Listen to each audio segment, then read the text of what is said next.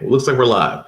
So, good evening, everybody. Today's date is July 11th, 2018. And here's another live edition of How the Frack We Got Here.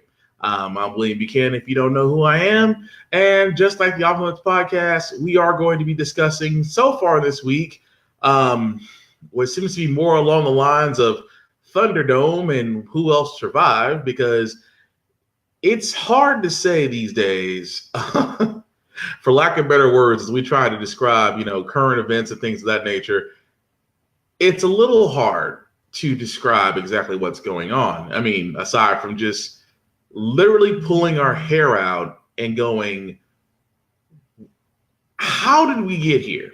Seriously. I mean, I know the name of the show. The name of the show that I have is called How the Frack We Got Here. But some days I literally sit there and just like tonight, and I apologize for the lateness of this podcast. I was meant to doing it earlier, but things got in the way. So I apologize for the late podcast. So if you're watching this live or on the replay, we always say, let me know what you think. You can always jump in and talk about what you want, talk about it as far as the topics goes, and things that just may have not been brought to our attention that I try to do every day. Or I should say every Wednesday when I try to bring this up. So, how else can we not describe this week as nothing more than the Trump effect? Honestly, if you don't know what the Trump effect is, I would probably believe you're either a Trump supporter or you're under a rock. The Trump effect is basically what's going on in our country right now. I mean, you see it among various instances of news articles and things of that nature. Take, for instance, like I touched a little bit on some Caucasians actually using the police as a weapon. And by saying use the police as a weapon, I mean they are calling the police.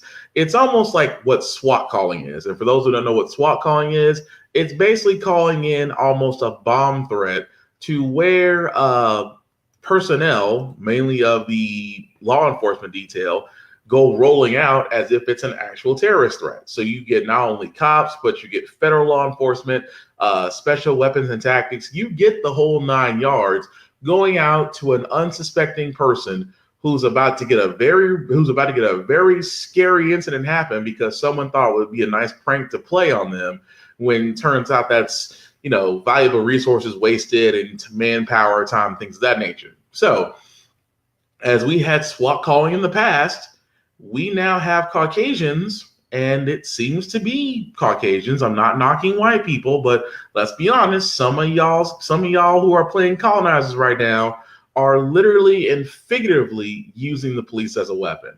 And to give you some examples of that, here's actually one clip I wanted to show that'll probably prove the point of what I'm trying to make here.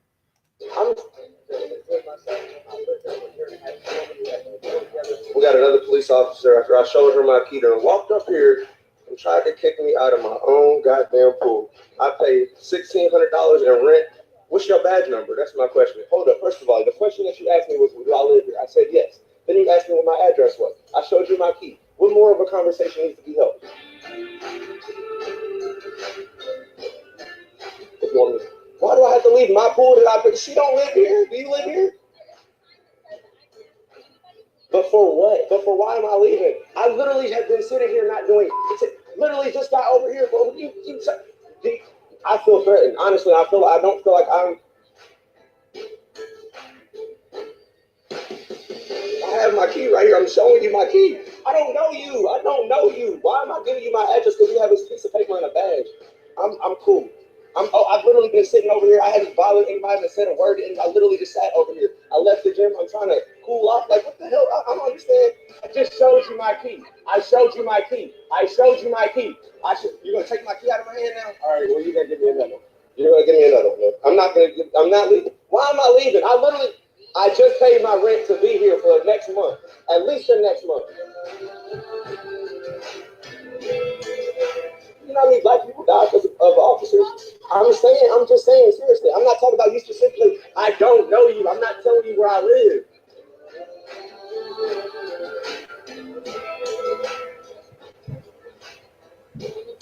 Oh, I was going to walk over there. I thought y'all was closed, so I was going to get it tomorrow. But, this is, I just don't feel like I'm welcome. You know what I mean? And nobody said nothing, Ken. Yeah, okay. Damn, that's crazy. I'm about to send this to y'all office.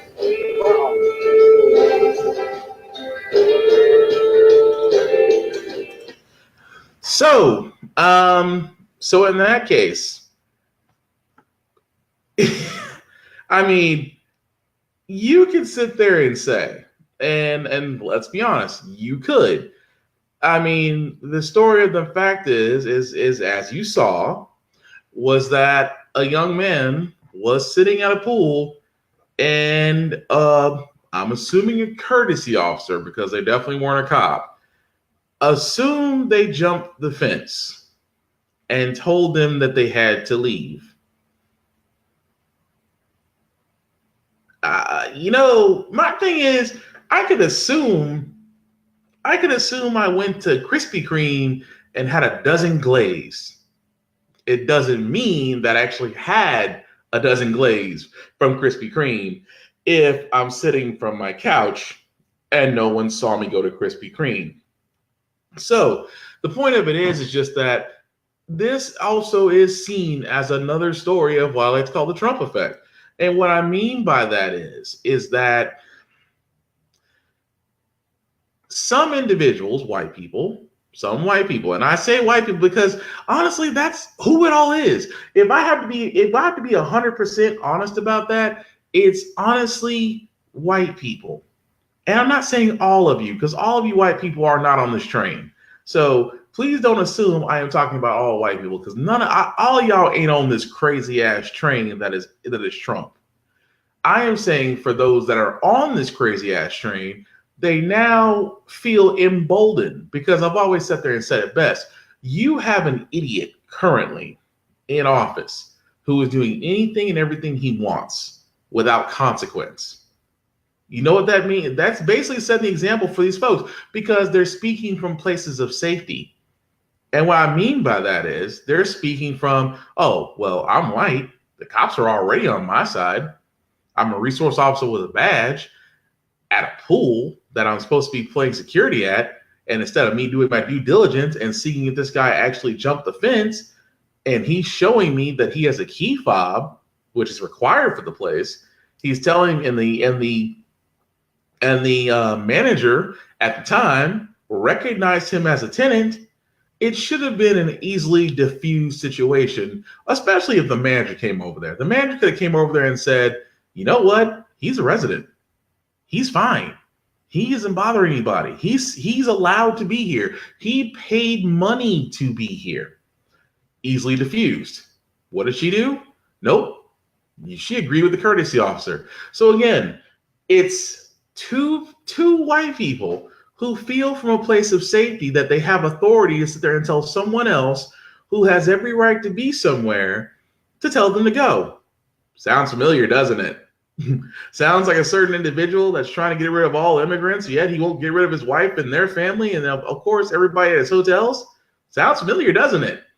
But again, this is the Trump effect. This is a growing trend. I mean, add it to, what they call her, barbecue Becky, pool time Patty, the other guy. I mean, you can add it down to the lawyer that got fired from his job, the most recent guy who got fired because he was basically harassing a black woman at her own pool, and eventually he got fired. So again, we at this day and age will never see such acts like this unless you have someone in office who's actually doing those things. When you have someone in office who is literally and figuratively setting the example of what other people are following, because they'll sit there and say, well, I have the right. I have the authority.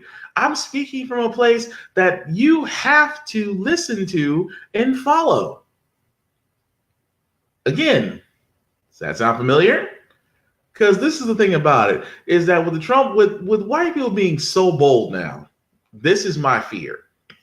And this is a fear coming from a black man. You're going to have another Zimmerman situation pretty soon. And what I mean by George Zimmerman, I mean he murdered no matter how you slice the cake on that, he murdered Trayvon Martin, and by the court system got away with it.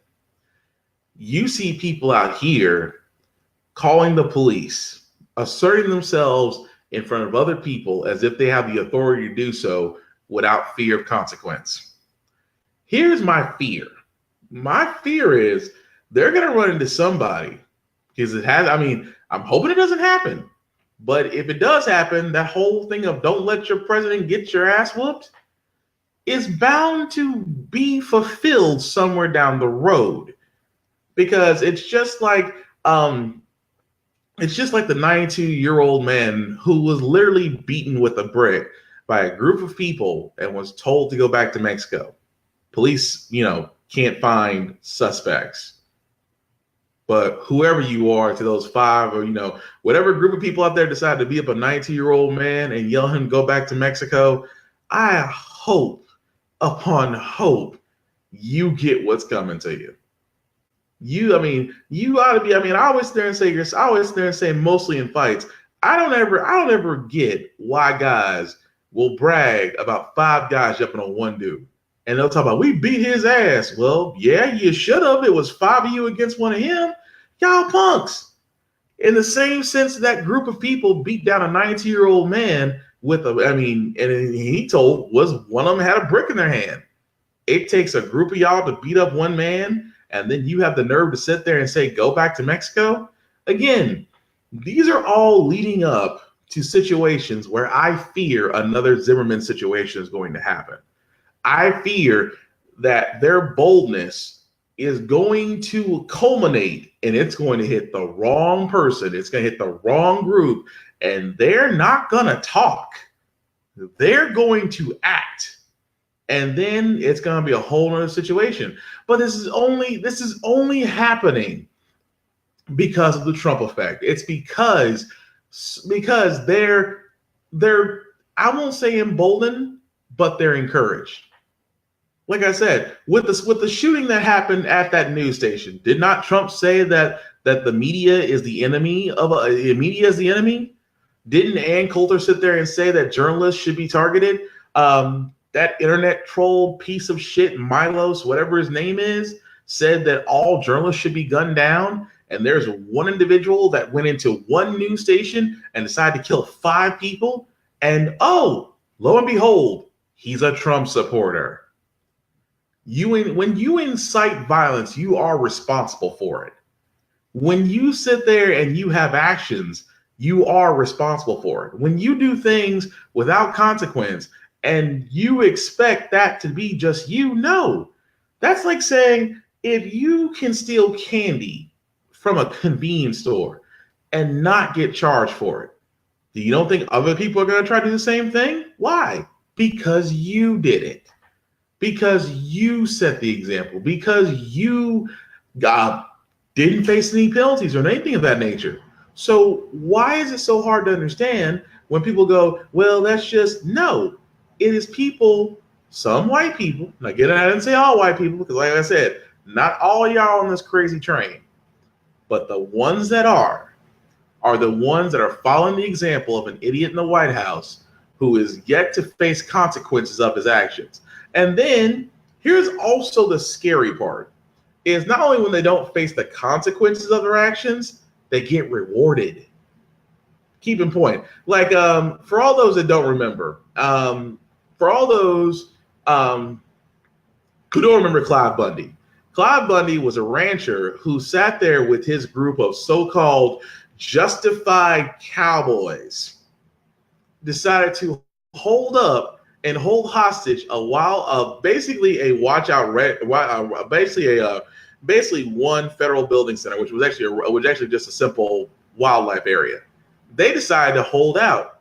Keep in mind, they had guns, they had weapons, and you had federal law enforcement outside parked around them, mind you, guns trained at where they're at. Surprisingly, no one shot. But I also sit there and say if there was at least one black person there would at least been about a few fire shots off. Because, a black terrorist group is seen as Al-Qaeda. A white terrorist group is seen as America's heroes. tell me I'm wrong. But the reason why I bring up Clive Bundy is because of this. And if you haven't heard the news about this, you will probably be a little annoyed. I'll go ahead and show you guys. So take a look.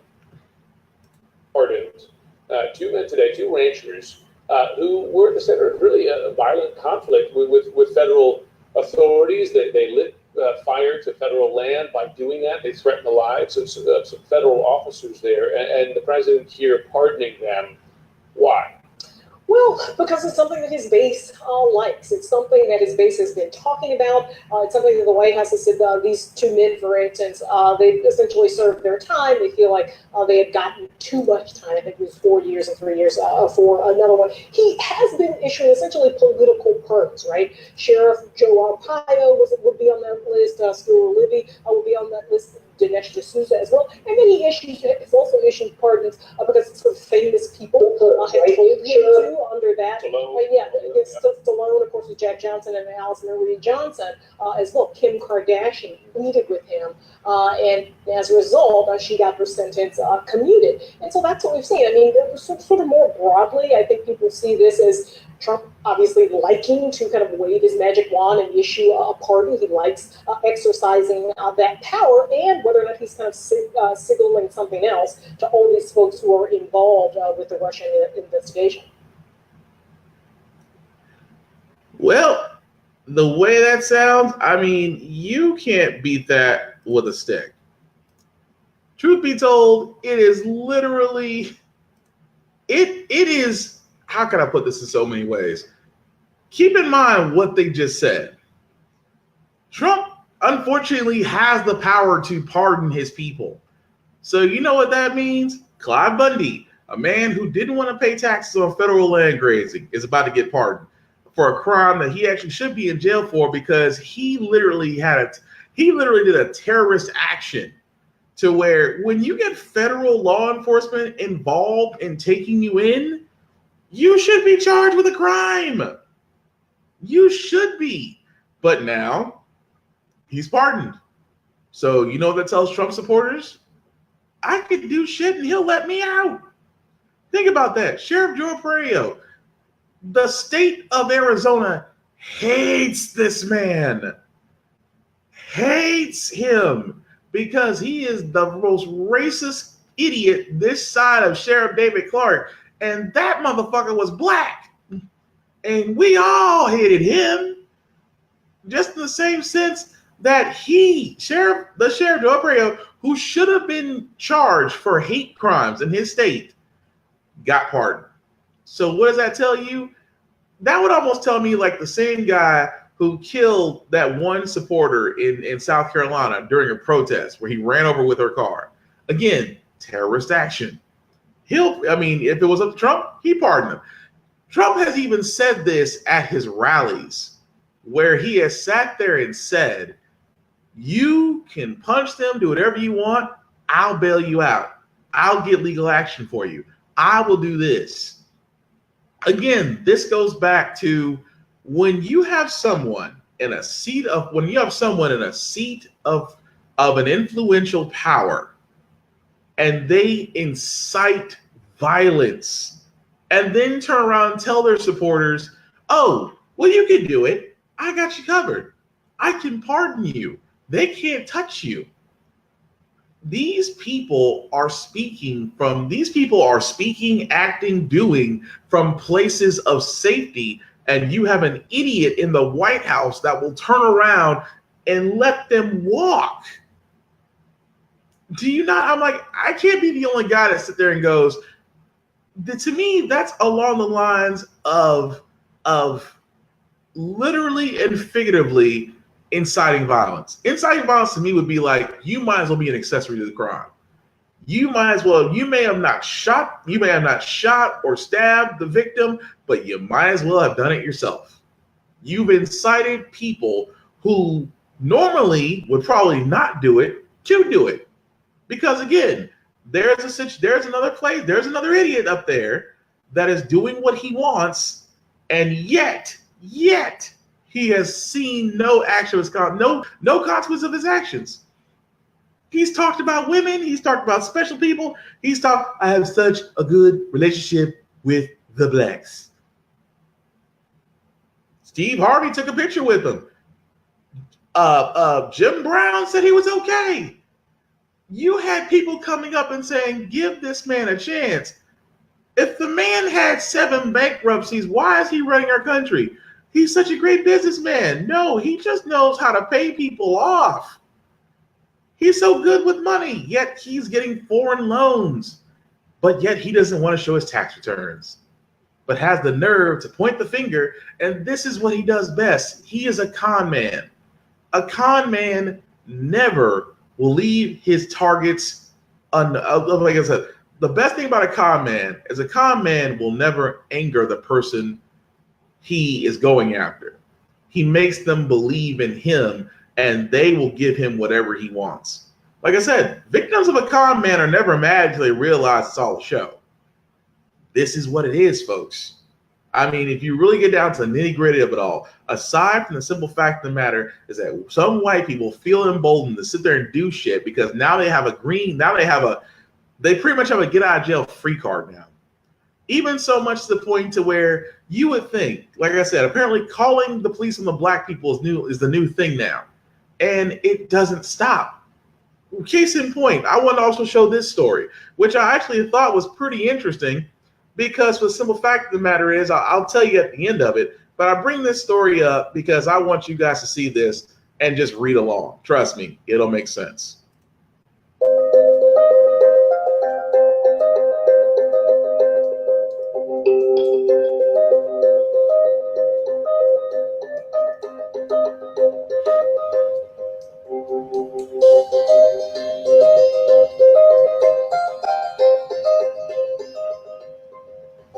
I was surprised. That had never happened to me before, but, these days.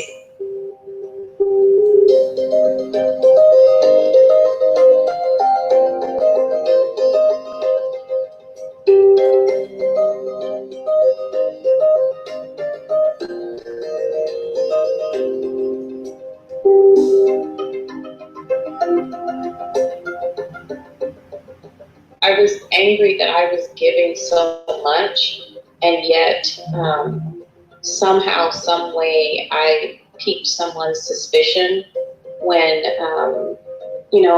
I really should have been at home resting.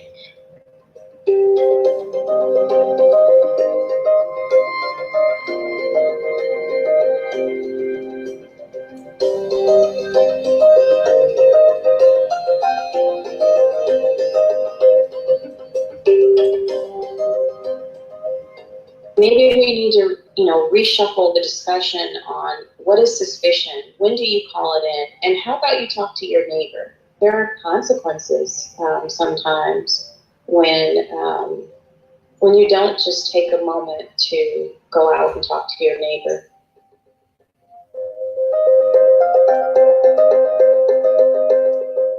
I went in my cell phone, I pulled down the next 70-door turf, and went to Clackamas 101.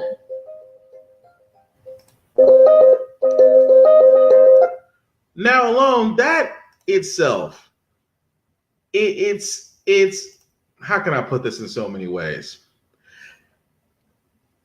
It's someone who is trying to do the right thing. Like I said, they're going door to door and literally trying to get the pulse of their constituents.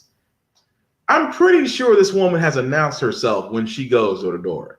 So a woman, which is why I'm holding off on part of that story, because a woman who sat there and saw it reported the police as a suspicious person.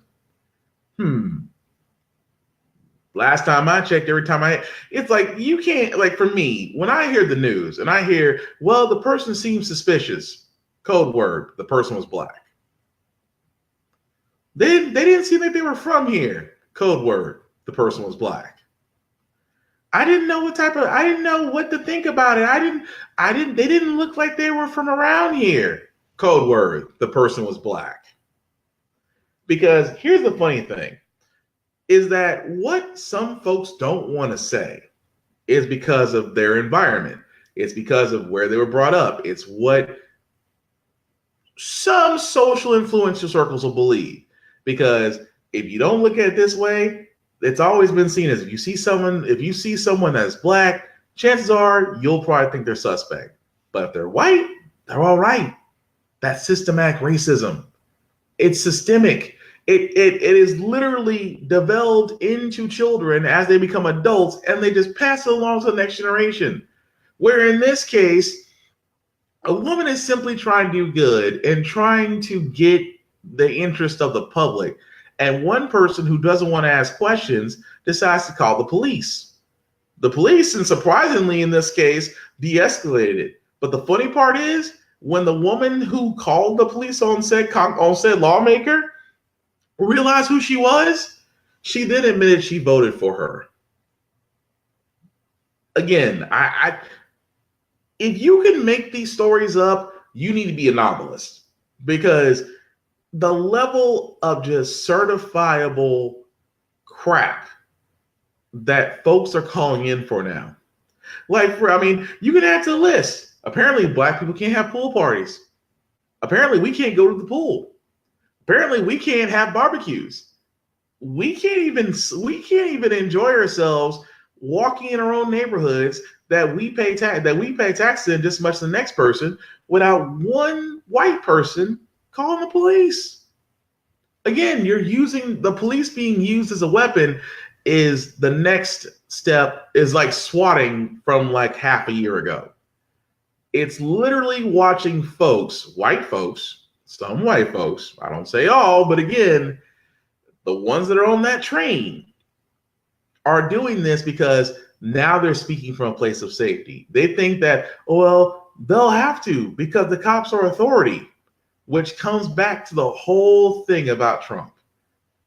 Trump's actions are literally changing how some folks act. It would be nuts not to sit there and say what he's doing is not changing our country. Because here's my fear.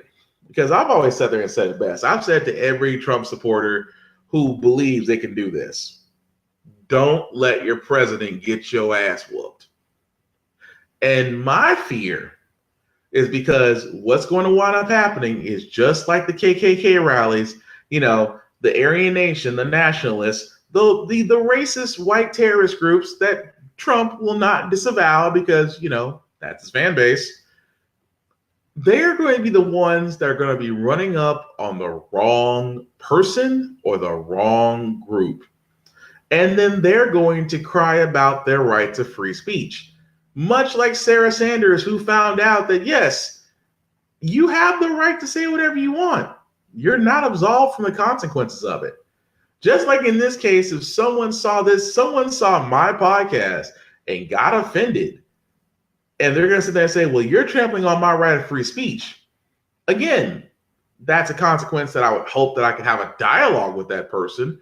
But again, I can't sit there and say all these things like I'm telling you now and not expect something. Again, that's me prepared for the consequences of it. Whatever I say is my right to say it, but I am certainly not absolved of any consequence. And that is the problem with what's going on right now. People are saying and doing things that normally probably wouldn't happen just because there is a consequence.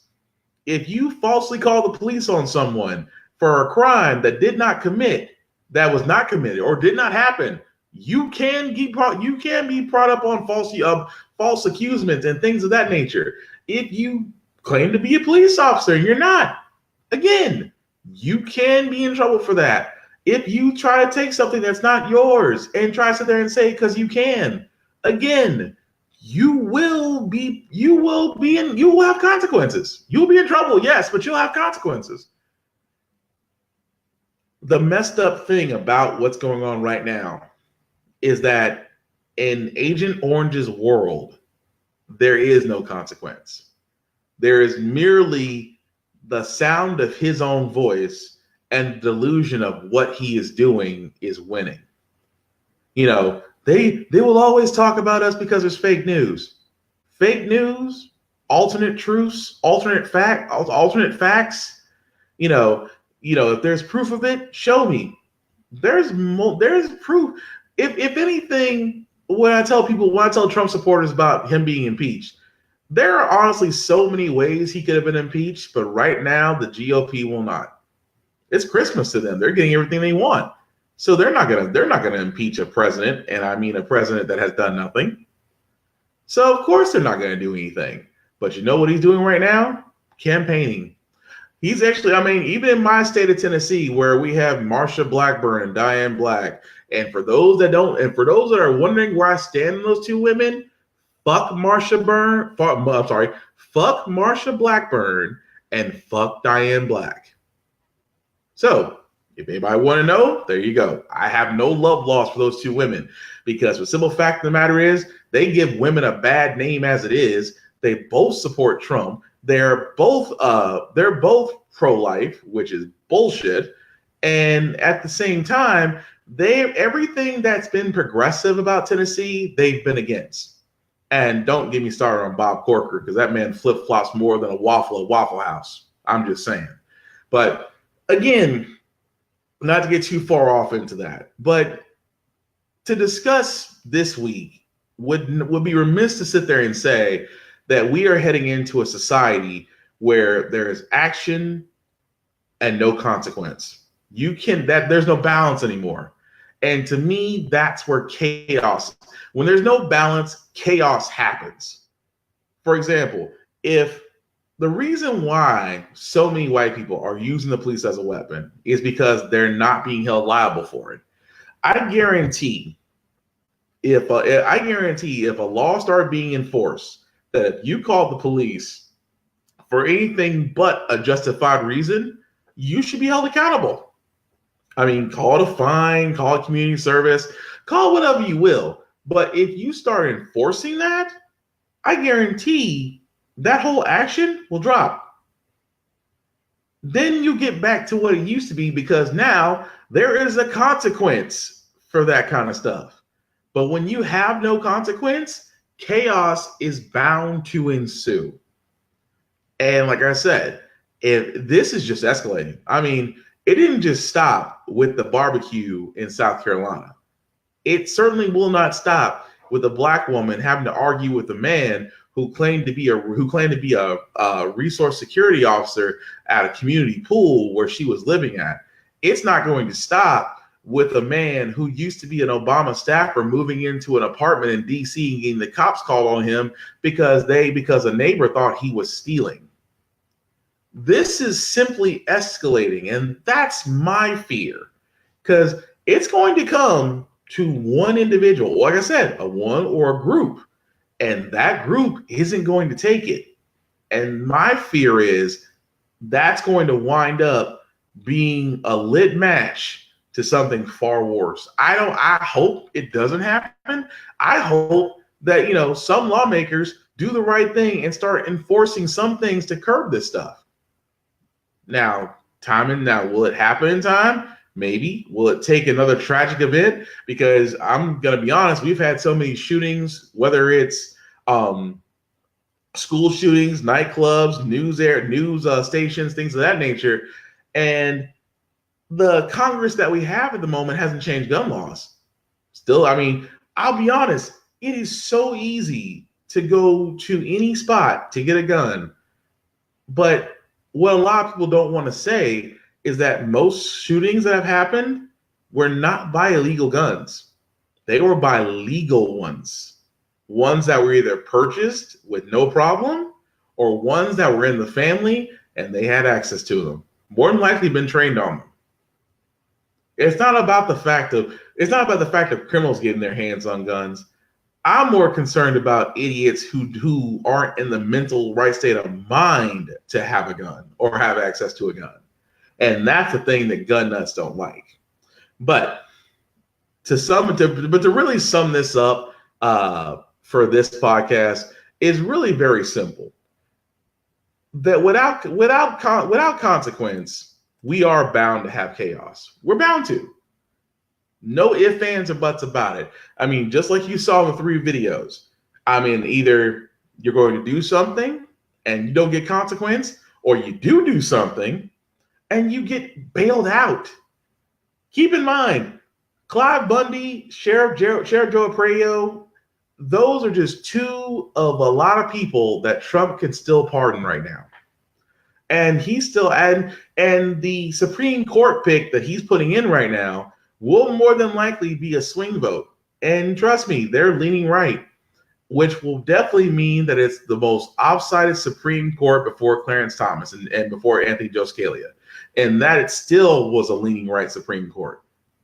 And the thing about it is, for all those, and just to go side, not to go sidetracking in, but if you don't know what's going on with the Supreme Court, you should be, because with a right-wing Supreme Court, that means they can reverse very monumental court cases. Roe versus Wade is just one of them.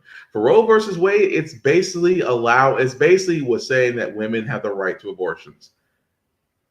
So for all those, I'm like for me, I believe a woman's body is her right. A woman, like I put it this way, if the government doesn't tell a guy what to do with his body, then they certainly don't have the right to tell a woman what to do with hers. Whatever she decides to do with her body is her right and her right alone. It is her choice, her action, her consequence.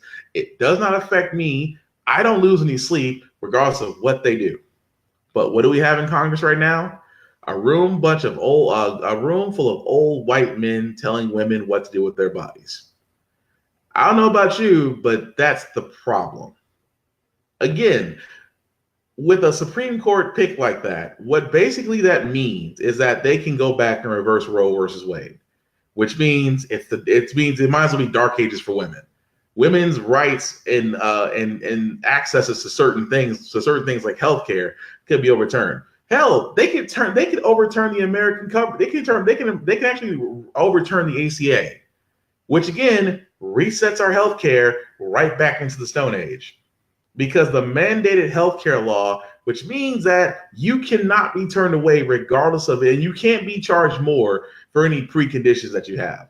The Supreme Court can overturn that now. I mean, if this person was, as the moment of this podcast, they haven't been appointed yet. But if they were appointed to the Supreme Court and sworn in, the Supreme Court can go back to those cases and they can't overturn them. And that is a scary fucking thought. Because Roe versus Wade, Brown versus the Board of Education, Garlic versus Strickland, which is about LBGT rights, all of that can be overturned in a theoretical sense. But that's the things we should be concerned about. But then again, this is the society that we are geared toward. That we seem to be screaming toward at the moment. And that's the problem that I have with this, is that to say that how the frack we got here is simply put, is that we are being basically, for a lot of our certain Caucasian folks, again, not all of y'all, but the ones that are on that crazy ass train are following a would-be dictator who doesn't believe in consequence. He believes in the simple fact of the matter is that do what I say and I'll take care of you and everything will be fine, which is a lie. Because everything that they're doing is basically leading to what I like to call the desensitization and really the emergence of systemic racism that is bound to show its head, but this time we have to call it president. But we're going to end it there as far as how the frack we got here, because that's really all we can do for today. And again, I apologize, guys, because this was a late podcast. It should have been earlier, so definitely my apologies. But a few shameless plugging before I go. So, of course, from this, apart from how the frack we got here, which is usually every Wednesday, and I try to be between 8 and 9. I apologize. I now know it's about 11:33 Central Time. So again, my apologies. But aside from this podcast being on here every Wednesday, I do also have the Off Limits podcast where nothing is off limits, which there will be another one this Saturday from 3 to 5 p.m. Central Time. Also with my other buddy, Vaughn, with also his I Get That Reference podcast, which is also appearing periodically. I kind of wish he was online right now because I know sometimes he can kind of vary as far as when he actually comes online. As far as when he does his podcast, he also has Rhythm This, which I do know tomorrow he will do Rhythm This in the morning, between 9 to 11 a.m. So Vaughn did get that one. For Rhythm This, remember this over the rhythm. It's just him going over music that he has seen and just basically wants to show and really just be and just have folks be a part of it. And also at the same time, there's also his other show, Random Thoughts with Uncle VZ, which also was kind of early, but it's also weekly as well. And also our buddy Trace, who has the Bump Down, which he will also do period.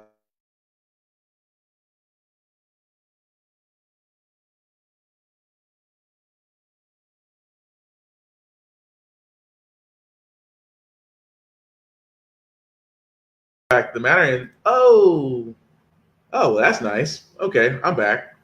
Well, I talked about Bush and Bush won't let I talked about Bush. I talked about Trump and Trump won't let me be great. What I wanted to show you folks before I actually lose my connection here, is that all of our podcasts are under I Get That Reference. Now, as you can see that I have up here, it is very easy to find our site, where you simply go on Facebook, because obviously if you're watching this and you're not watching on Instagram, you have to watch on Facebook, which means that you have a page. That being said, our site is easily joinable. All you got to do is go to Facebook, type in I Get That Reference, and we should be the first thing. We should actually be the only thing that pops up. And simply put, like I said, it's a place for welcome to all. Anybody can join. We only ask that you be active and participate. After all, it is Facebook. You're supposed to be social anyway. But yes, you can simply click on that link. And of course, it takes you to our I Get That Reference page. And then from there, you can just share. You can join in. I mean, you can really do a lot of things there, which I recommended folks doing. And also, one other thing I did want to show before I actually head out. So, just like my Off Limits page has a page on YouTube, there also How the Frack We Got Here is there as well. So, if you just type in How the Frack We Got Here on YouTube, you'll be able to see every podcast I've done so far. So if you like what you see, let me know. If you don't like it, that's cool. Let me still know. If you just want to sit there and have a discussion while this is going on, whether it be live in the playback, just let me know. And like I said, I love hearing different people's opinions. I love having a moderate discussion to where people are not yelling. We're not trying to prove a point over the other. We're simply trying to convey thoughts, and we're trying to have a consensus of ideas, and everybody walks away a little bit wiser than what they came in with. That's my goal. So with that being said, again, I'm William Buchanan. This has been How the Frack We Got Here. So I apologize again, guys, for the late podcast, but thank you guys for all sticking around, for watching this, and thank you for watching this on the playback. Again, let me know as I'm trying to make this podcast better, and also join the rest of our podcasts when they Get That Reference book under Facebook. Join our group under Facebook. Yeah, it's time to cut this. So again, guys, thank you all for watching. Have a good night. Peace.